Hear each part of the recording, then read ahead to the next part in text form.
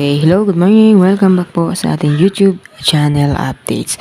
So, ang i-update ko ngayong umaga guys ay steel ng Batangas at steel ng Pampanga. Okay, so pitsa 21. So, sa Batangas guys, 31.2. So, pag mayroon kasi lumabas na 2, so meron siyang chance na magpumpiang. O saka, yung mga lumalabas na sumada pumpiang, mga ganun so wala pa naman siya guys pinapalabas na sumada pumpiang, kapit or 'di ba. So ngayon gawin natin siya guys ng pwedeng lumabas 16. Okay,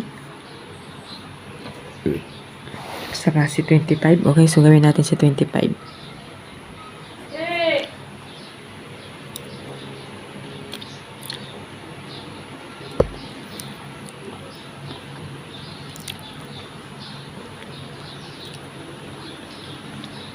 Ito kasi guys, sumada po yan ng 11, 20, 29 at 38. So yan po yung mga sumada guys ng 2. So kung kukuha tayo ng sumada sa 2, ano kaya yung pwede natin kunin dyan?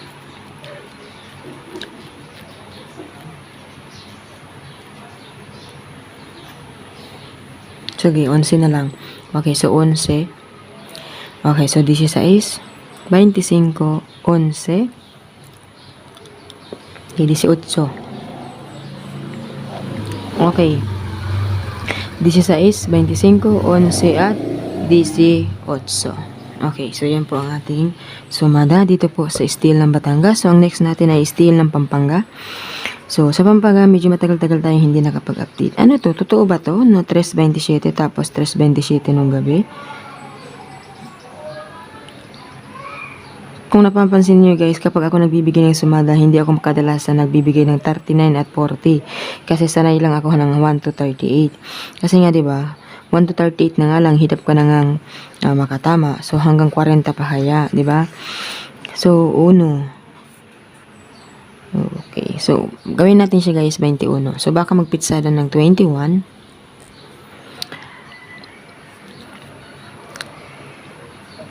Uno, dos, tres. O, diba? So, gawin na lang natin guys ng... Okay, so ilagay natin si 5. Yung 27, gawin natin siyang 9. Okay, so yung 1, gawin natin 28. Ayan, so yan ang ating sumada. Pwede siyang mag-21, 5, 9, at 28.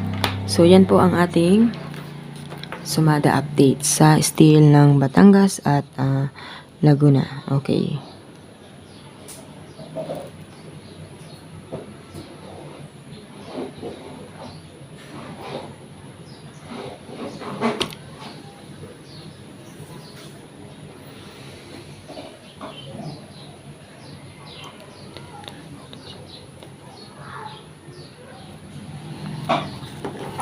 So, yan lamang guys. Maraming salamat po and God bless po sa inyong lahat.